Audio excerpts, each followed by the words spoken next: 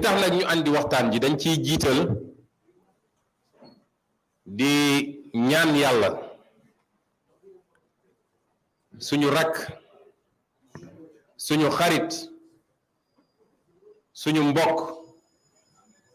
di Sadio Mané yàlla na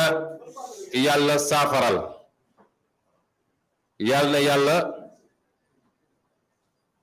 def ba li ñépp di ragal bu mu am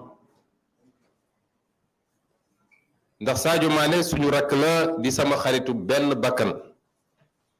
ñu am relation boo xam ne relation affective la xam nga dama koy waxee ci wolof du lu may politique nag ndax kenn mësuma gis sax ma wax lu jëm ci moom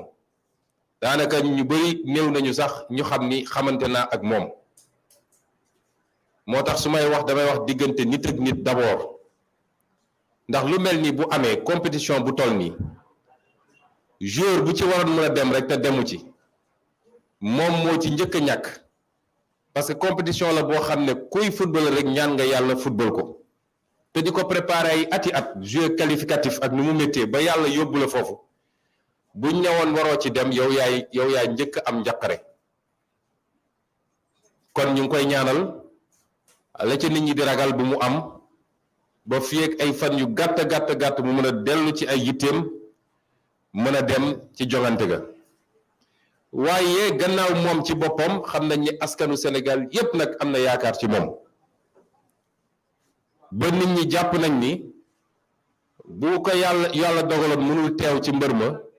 day mel dina am lu bari lu wàññeeku ci équipe bu Sénégal donte nag football sport